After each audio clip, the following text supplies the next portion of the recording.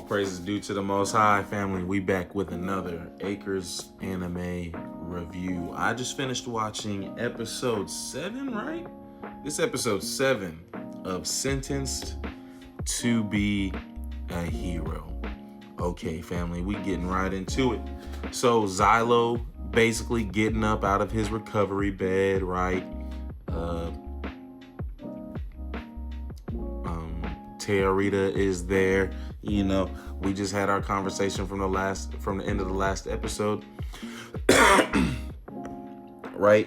And so we basically moving on to the next mission, family. Like, there's really no downtime in between any of this. Now, Kivia comes and she's telling us, hey man, I gotta talk to you. And basically, family, we're being assigned, our whole hero group is being assigned to Kivia's 13th order. Okay.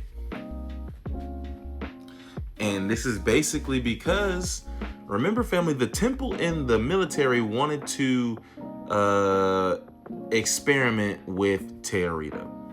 Now they're wanting to see more. And so now that's why basically they're being assigned to the 13th order. Now, we know that there are some unscrupulous actors, right? And they are these religious fanatics. So Kivia is also explaining to Xylo, hey, I want you to like protect her from the military, also protect her from these religious fanatics, basically, right? And who we got attacked by in this episode, I thought they might have been the religious fanatics. We find out, family, that it's not.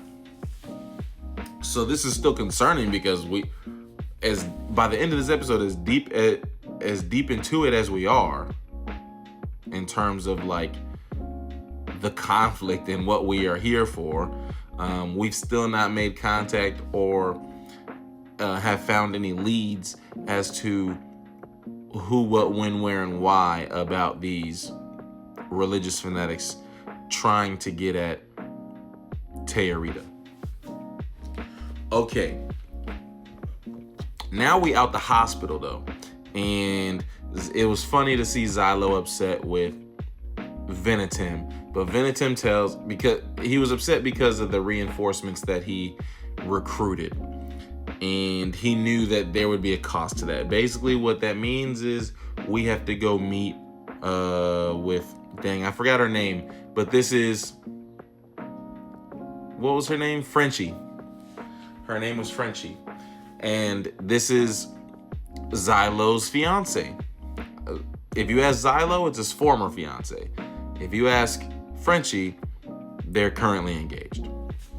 And basically, family, the important parts of the conversation with her was that, we learned that she is a part of a very wealthy family, and she's working on a pardon. She's working on a pardon for Xylo so that he's not a hero, and I guess that makes him eligible for marriage. Okay? The other thing, family, though, is she tells us why she's in town, and that's because she was chasing a demon blight.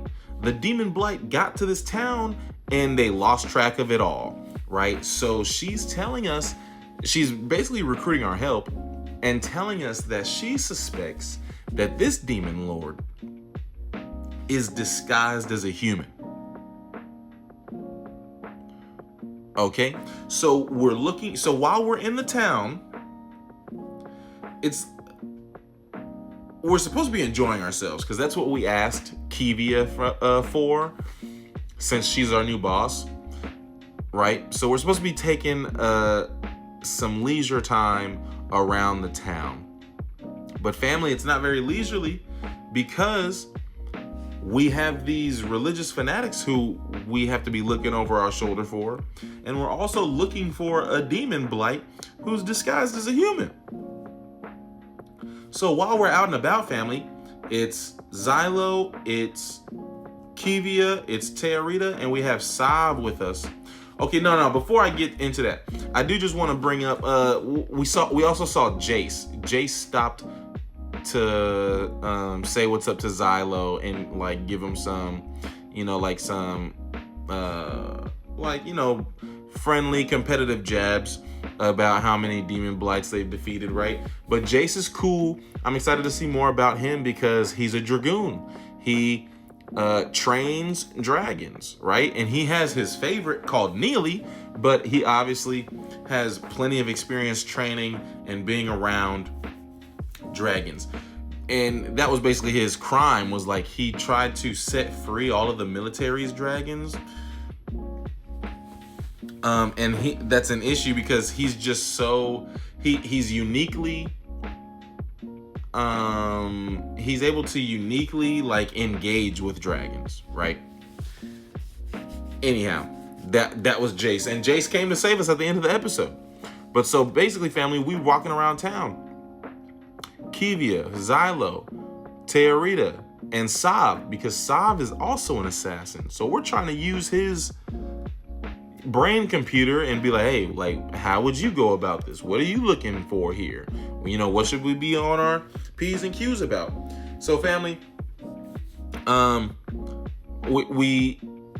here's the other thing. Teorita wants to find like something that they can buy, Xylo and herself, to commemorate like their first day off together. So they're shopping. They find a dagger that they both like and they get. While we're inspecting this dagger, we see some people creeping up behind us. Okay, now we got to start. So they did attempt on Teorita's life, but now because this is family, we're at the farmer's market, family. You can't just go slicing people's hands off and, like cutting them open and stuff like that. But that's what happens because we're defending our lives. But I'm explaining that to say everybody's reaction to it. Everybody's freaking out. So now we start running because low key, I think when that happened, we seen some more dudes pulling up, right? I'm thinking these are the assassins. I'm thinking these are the religious fanatics. It's really not, family.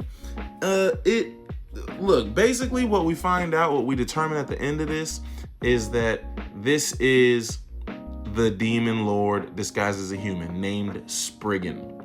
Now, they were being called Boojum, and dang, I forgot the other name. But the reason we think that that's the demon lord disguised as a human is because Teorita offered to attack them. We know Teorita, it's really like an impossible ask of her to attack humans. So she offered, but Xylo was like, no, I know how difficult, I know that's basically impossible for you to do.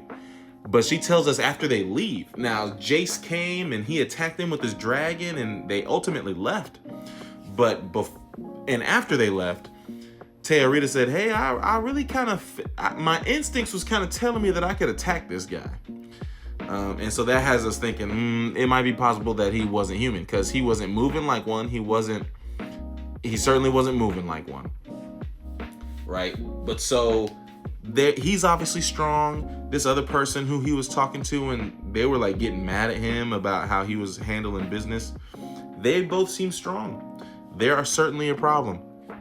We still have these assassins that we haven't identified and don't know what they're up to, right? So I'm extra nervous coming up for these few episodes. But yeah, that's where it's at, family. This, it kind of this is kind of like the part of Attack on Titan where they're fighting the military police. It's kind of giving those vibes right now. But anyhow, family, all praise is due to the Most High. Peace and love.